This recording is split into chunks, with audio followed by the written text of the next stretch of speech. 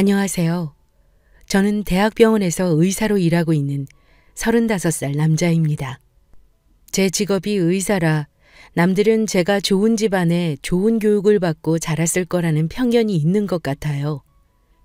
하지만 남들의 예상과는 전혀 다른 불행하기만 했던 제 어린 시절 이야기를 해보려 합니다. 다시 그 시절을 떠올려 이야기를 하려니 손이 떨리네요. 저희 아버지 집은 너무 가난했습니다.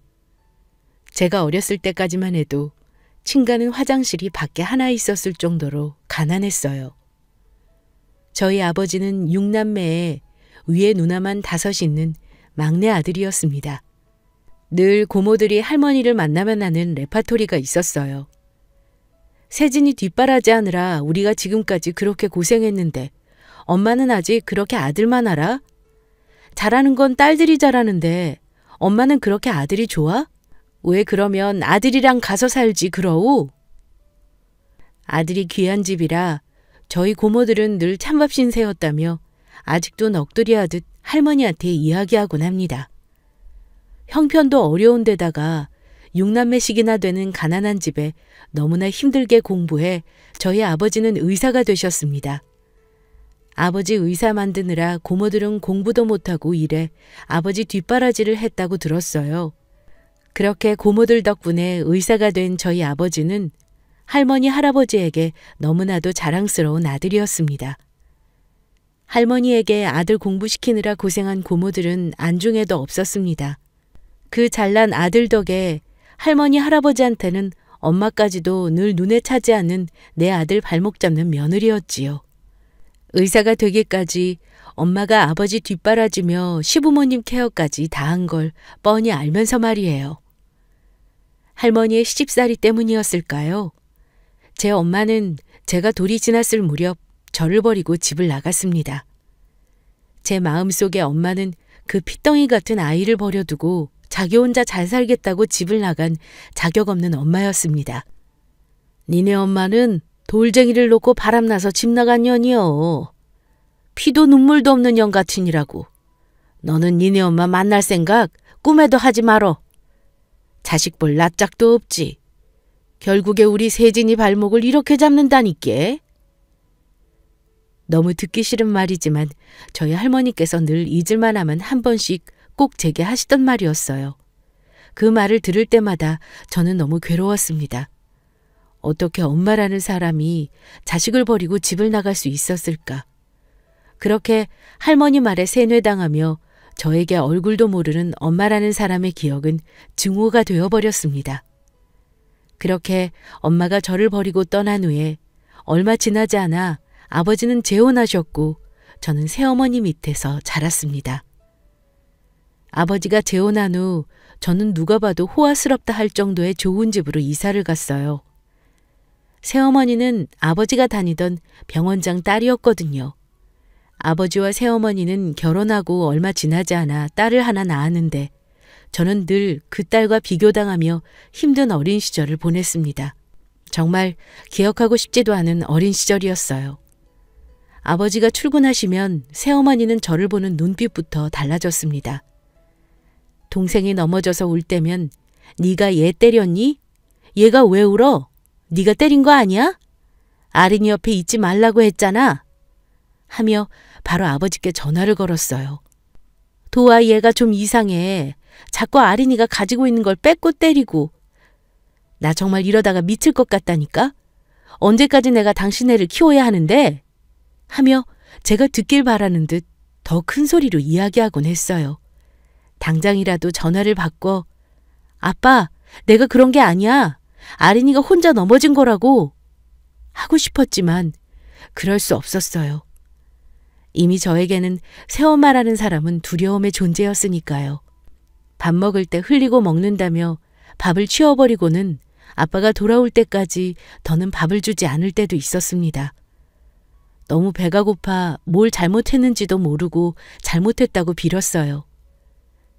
잘못했어요. 잘못했어요. 그 어린 나이에 손이 발이 되도록 빌었습니다. 그렇게 잘못했다고 하면 우는 소리가 듣기 싫다며 제 입을 막거나 옆에 있는 물건들을 저한테 집어던지기도 하고 꼭 보이지 않는 곳을 꼬집어 상처를 냈어요. 그러고는 꼭 저를 혼자 두고 동생만 데리고 나갔습니다.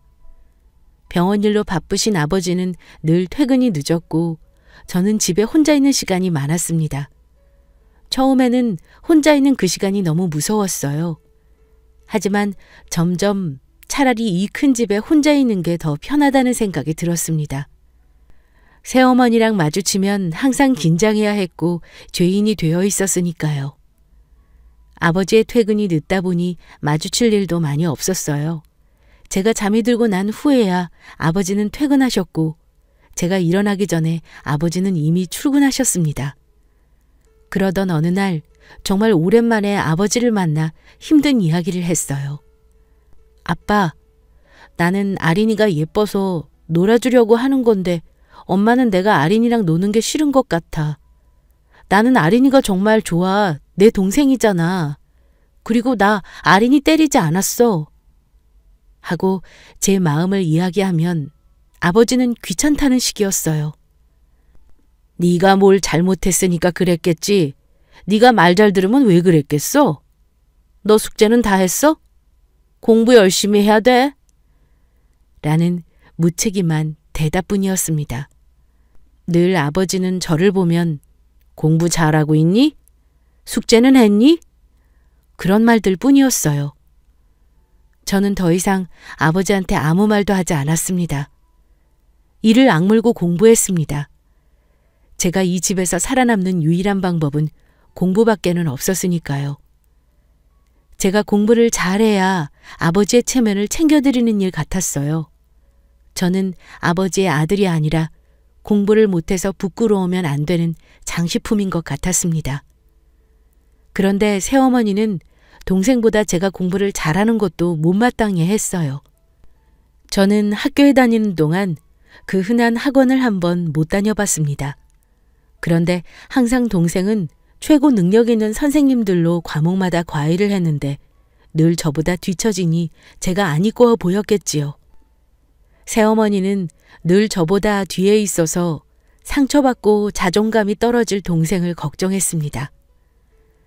꼭 본데없는 게 지네 아빠 닮아서 머리만 좋아가지고 나가서 좀 놀기도 하고 그래야지 애가 사회성이 없어. 제가 공부를 동생보다 잘한다고 동생이 상처받는 걸 걱정하면서 저에게 하는 그 모진 말들로 제가 받을 상처 따윈 안중에도 없었습니다.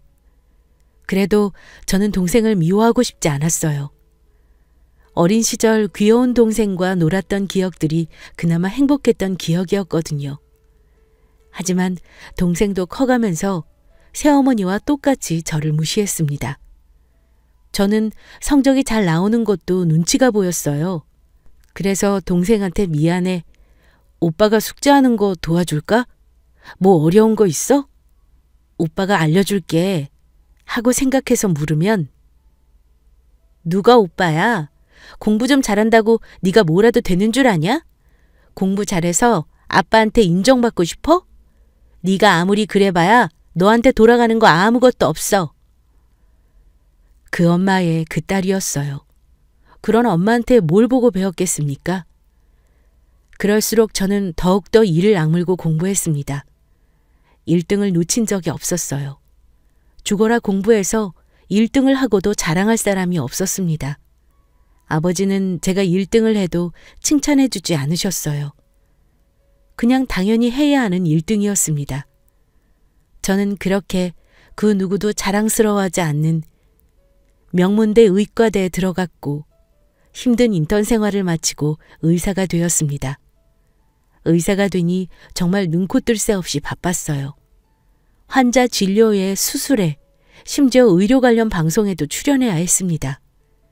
제가 방송에 나오고 저를 찾는 환자가 더 많아져 정말 바쁜 하루하루를 보냈어요. 제가 누군가의 아픈 부분을 치료해 줄 수 있어서 큰 보람을 느꼈습니다. 지난 제 아픈 과거들을 일을 하면서 잊곤 했어요. 그러던 어느 날 여느 때와 같이 한 환자를 마주했는데 느낌이 이상했어요. 들어오시면서부터 손을 떨고 눈물을 글썽이는 환자였습니다. 어디가 많이 아프신가 보다 생각하고 어디가 불편하셔서 오셨어요? 하고 물어도 대답을 못하고 한참을 저를 바라보며 우시더라고요. 통증이 심하셨나 봐요? 시간이 많이 흘러서 안 되겠다 싶었습니다. 환자분 많이 아프세요? 뒤에 환자가 기다리고 계세요. 혹시 지금 말씀하시기 어려우시면 다음 환자분 먼저 받으려도 될까요? 했더니 알겠다고 하시더라고요. 그렇게 마지막 환자 진료까지 본 후에 그 여자 환자분이 들어왔습니다. 눈이 여전히 충혈되어 있었고 어딘가 모르게 많이 긴장한 듯 경직되어 있었어요. 환자분, 어디가 제일 불편하셨어요? 제가 다시 묻는데 그 여자분이 한참 뒤에 도아야 하고 제 이름을 불렀습니다. 순간 온몸에 소름이 돋았습니다. 직감적으로 느낄 수 있었어요. 혹시 이 사람이 내 엄마인가? 내가 그토록 원망했던 날 버렸던 그 엄마구나. 가끔 혹시나 엄마를 마주치게 되는 상상을 하곤 했었어요. 엄마를 만나면 그동안 내가 행복했던 걸 다 퍼부어야지. 나를 왜 버리고 가서 이렇게 내 삶을 고단하게 했는지 따져야지. 수많은 부정적인 생각을 했었습니다. 그런데 내가 그런 말을 퍼부을 수도 없게 엄마는 많이 늙어 있었고 의사인 저는 엄마의 건강에 어딘가 많이 좋지 않다는 걸 알 수 있었어요. 순간 속으로 내가 잘 돼서 돈을 받으러 왔나 그런 생각도 들더라고요. 엄마는 그렇게 아무 말도 없이 눈물만 흘렸습니다. 엄마와 커피숍에 갔습니다. 무슨 말을 하는지 들어라도 보고 싶었어요. 그런데 차를 마시며 엄마에게 들은 말들은 너무나 충격적이었습니다. 도아야, 내 아들, 잘 지냈니? 엄마가 너무 보고 싶었어. 엄마가 너무너무 미안해. 하며 눈물 짓는 엄마의 말에 참았던 감정이 복받쳤습니다. 보고 싶었다고요? 그 핏덩이 같은 나를 버리고 바람나서 집 나갈 땐 언제고 인제야 나타나서 보고 싶었다니요? 잘 지냈냐고? 엄마 때문에 내 인생이 얼마나 역 같았는 줄 알기나 해요? 너무 모진 말들을 내뱉었습니다. 엄마 만난 날을 생각하며 상상 속에서나 퍼부었던 그 말들을 실제로 쏟아냈어요. 이런 날이 올 줄 몰랐습니다. 한참을 저를 보며 미안하다. 엄마가 지켜주지 못해 미안하다. 연신 미안하다는 말만 하던 엄마에게 저는 물었어요. 엄마가 진짜 바람나서 저를 버리고 집을 나갔어요? 하고 묻자 엄마는 당황한 듯 했어요. 그리고는 집을 나가게 된 이유에 대해 이야기해 주었어요. 네가 너무 상처받게 될까 봐 엄마가 끝까지 말하지 않으려고 했는데 그동안 너가 너무 힘들었나 보구나. 얼마나 엄마를 원망했니? 도아야, 너무 상처받지 말고 들어? 아빠가 지금 같이 사는 여자랑 너가 엄마 뱃속에 있었을 때부터 바람을 피웠어. 엄마는 그래도 너를 지키고 싶어서 아빠를 기다렸는데 아빠는 그때 그 여자한테 빠져서 눈에 보이는 게 없었어. 도아 너를 낳으러 갈 때도 엄마는 혼자 병원에 가서 나왔고 너를 낳고 집에 왔는데도 아빠는 집에 와보지도 않더라. 그때 엄마가 얼마나 많이 울었는지 몰라. 네가 너무 불쌍해서. 너의 탄생이 축복받지 못한다는 게 너무 괴로웠어. 말을 하며 엄마는 하염없이 울었어요. 그 여자가 아빠한테 병원을 차려준다고 했다더라고. 아빠는 무조건 성공해야겠다고 생각했던 것 같아. 너무 가난한 집에서 자라서 가난이 지긋지긋하다고 늘 말했었거든. 누가 망치로 제 뒤통수를 내려친 것 같았습니다. 온몸이 경직돼서 움직일 수도 없고 갑자기 멍해졌어요. 엄마가 아빠한테 해줄 수 있는 게 아무것도 없었어. 그 여자가 할머니한테 돈을 잔뜩 갖다 주면서 아빠랑 같이 살고 싶다고 했었나 봐. 너네 할머니 알잖아. 아빠밖에 모르는 거. 그때부터 할머니가 엄마한테 너네 아빠 발목 잡지 말라고 나가라고 매일 그러는데 견딜 수가 있어야 말이지. 그렇게 너를 낳아서 몸조리도 못하고 있는데 그 여자가 집에 계속 드나들면서 며느리 행색을 했어. 아빠랑 이혼 안 해주면 아빠 더 이상 의사생활 못하게 할 거라고 협박까지 하더라. 그래도 너 봐서 엄마가 더 참았어야 했는데 더 이상 엄마가 버티면 도아 너까지 너무 불행하게 될까봐 버틸 수가 없었어. 그래서 도아 돌 때까지만 젖 먹일 수 있게 해달라고 사정해서 네 돌잔치까지 보고 나왔던 거야. 엄마가 나오는 조건으로 우리 도아 꼭 의사 만들어 달라고 아빠한테 부탁했는데 진짜 이렇게 멋있는 의사 선생님이 됐네. 너무 대견하고 자랑스럽다, 도아야. 너네 아빠가 엄마를 그렇게 나쁜 사람으로 만들었을 줄은 꿈에도 생각 못했어. 우리 도아가 살면서 얼마나 힘들었을까.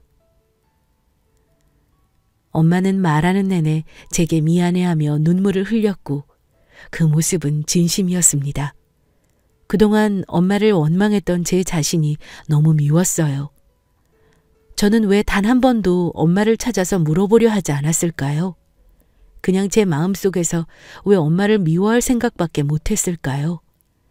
위자료도 한 푼 받지 못하고 나간 엄마는 그간 식당 일을 하며 살았다고 했습니다. 도아만 잘 키워달라고 위자료도 다 던져놓고 나왔다고 하더라고요. 엄마 손은 그간의 엄마의 삶을 고스란히 말해주고 있었어요. 그 거친 손으로 엄마가 가방에서 무언가를 주섬주섬 꺼내더니 저에게 내밀었습니다. 통장이었어요. 엄마가 돈 벌어서 네 옷도 사주고 싶고 맛있는 것도 해먹이고 싶고 몇 번이나 너를 만나려고 했는데 아빠도 그 여자도 심지어 할머니도 연락을 다 끊고 이사가서 만날 수가 없었어. 그때마다 엄마가 모아두었던 거야. 얼마 되지는 않지만 너한테 꼭 주고 싶었어. 이걸로 엄마 죄책감 씻으려는 거 아니니까 받아줘. 통장에는 생각보다 많은 돈이 들어있었어요. 이 돈을 모으기 위해서 엄마는 먹지도 쓰지도 못하며 얼마나 힘들었을까요? 문득 병원에 찾아온 엄마가 걱정됐어요. 그런데 병원은 어떻게 오신 거예요? 어디 아프신 거예요? 하고 물었더니 엄마는 한참을 말이 없었어요. 얼굴만 봐도 엄마 건강이 좋지 않다는 걸 안 저는 그 길로 엄마를 모시고 병원으로 갔습니다.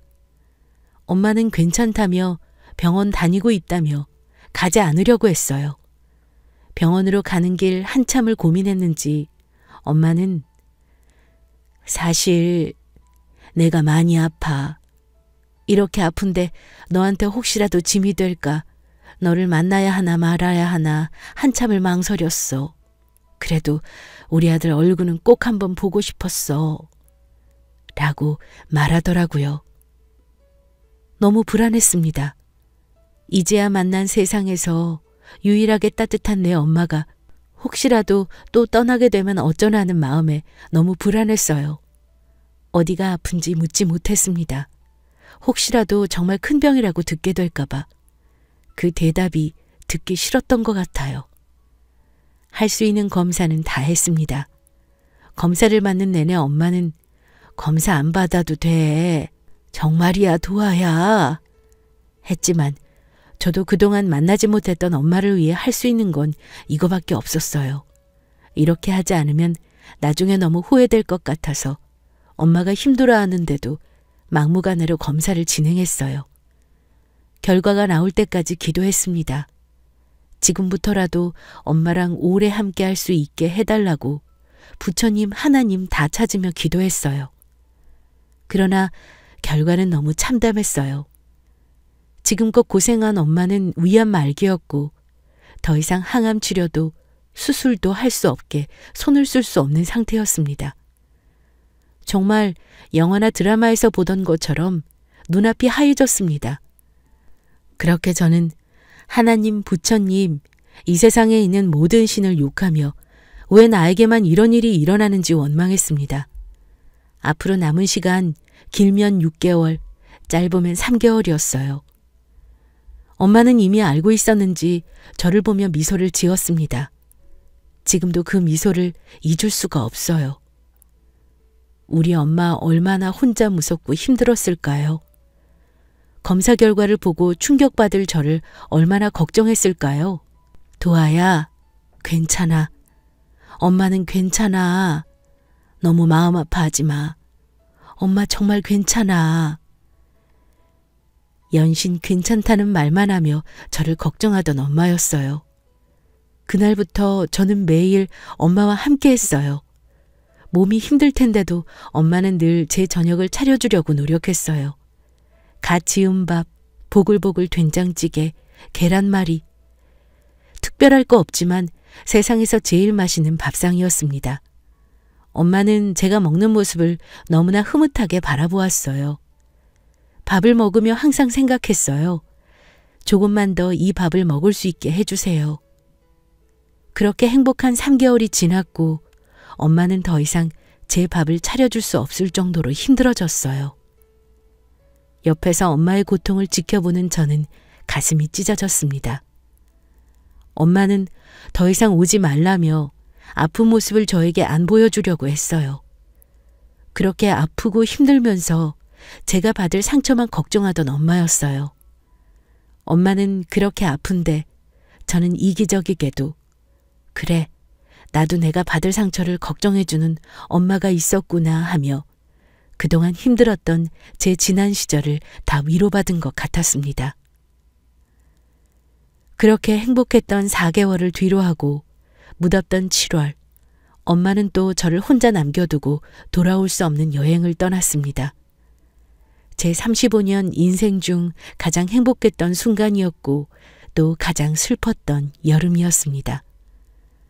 엄마를 떠나보낸 뒤 아버지와 새엄마에 대한 배신감으로 잠을 이룰 수가 없었습니다. 도저히 참을 수가 없어 아버지를 찾아가 지금껏 왜 나를 속였냐고 따져 묻고 싶었어요. 그렇게 밤새 아버지에게 할 말을 머릿속으로 연습하고 또 연습하며 아버지를 찾아갔습니다. 아버지를 찾아간 저는 또 한 번 충격적인 아버지의 모습을 보았습니다. 자동차에서 여자와 다정하게 스킨십을 나눈 아버지의 모습. 그런데 그건 새엄마가 아니었습니다. 무조건 사진을 찍어야겠다는 생각밖에 안 들었어요.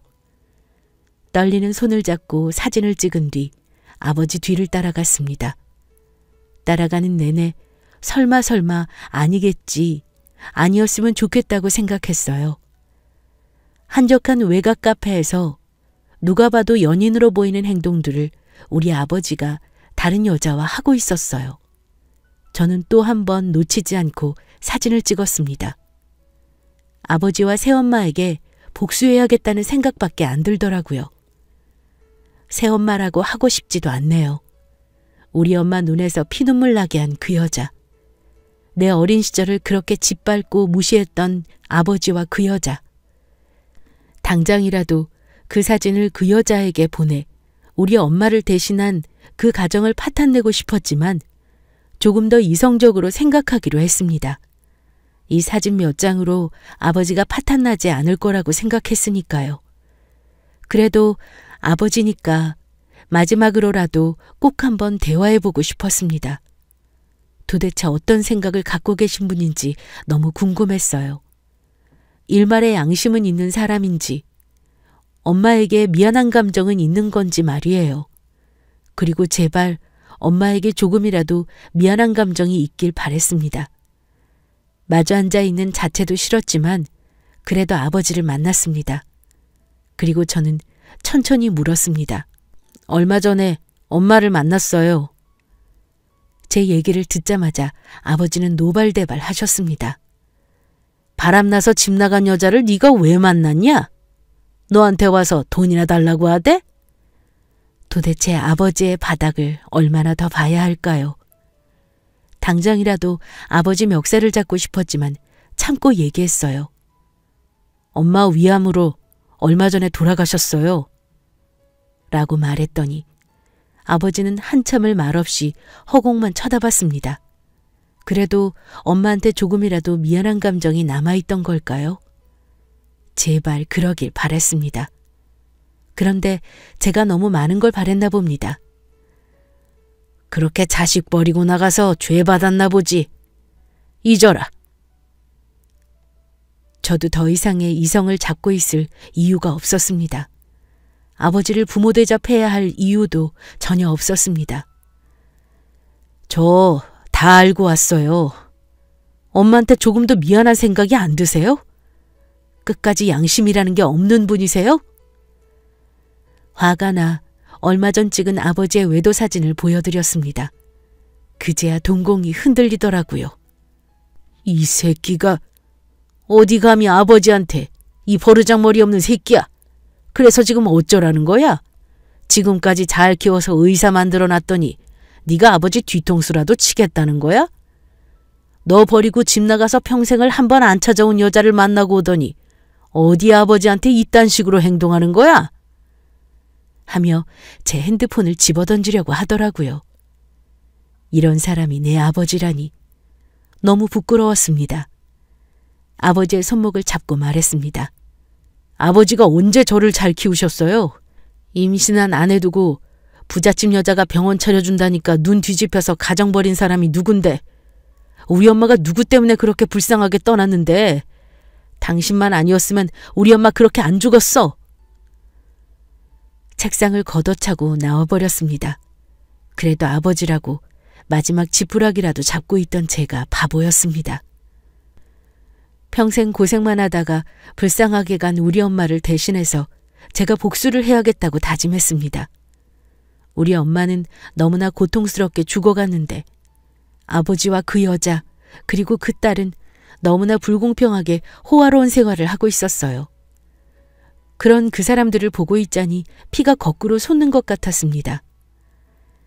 아버지의 병원은 피부과로 동네에서 굉장히 유명했고 수입도 어마어마했습니다.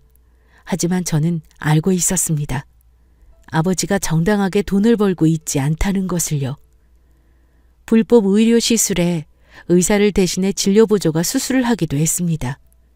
그날부터 저는 아버지 병원의 불법 진료 자료들을 모으기 시작했습니다. 자료를 모으다 보니 제가 생각했던 그 이상으로 아버지는 나쁜 사람이었습니다. 진료 보조가 불법 시술을 하다 부작용이 생긴 사례가 굉장히 많았지만 아무 보상도 이루어지지 않았고 보험료를 이용해 진료 과목을 아예 바꾸어 진료하기도 했습니다. 정말 말도 안 되는 일들을 저지르고 있었어요. 같은 의료인으로서도 참을 수가 없는 일이었습니다. 모은 자료들을 가지고 기자를 만났습니다. 신고해도 돈으로 어떻게든 막으려고 하는 사람이라는 걸 알고 있어서 기자를 만나는 게 제일 좋겠다고 생각했어요. 그동안 제가 모은 자료들을 기자에게 보여줬습니다. 그 기자분도 아직도 이런 곳이 있냐며 너무나 기막혀 하더라고요. 기사가 나가고 병원은 기자들로 북적북적했습니다. 생각보다 기사가 크게 나갔고 아버지 병원 외에 다른 병원들도 조사했는데 그런 병원들이 한두 곳이 아니었나 봐요. 그래서 그 여파가 엄청 컸던 모양이에요. 새엄마라는 사람한테 아버지 외도 사진도 함께 보냈습니다. 아버지한테 어떻게 그럴 수 있나 생각하실 수도 있겠지만 죄를 지었으면 벌 받는 게 당연하다고 생각했어요. 아버지는 의료 면허증을 박탈당했고 당연히 병원은 다른 사람에게 넘겨졌어요.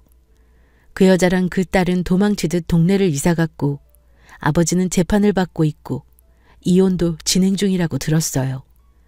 이 일로 제발 아버지라는 사람이 잘못을 인정하고 엄마에게 조금이라도 미안한 감정을 갖길 바랍니다.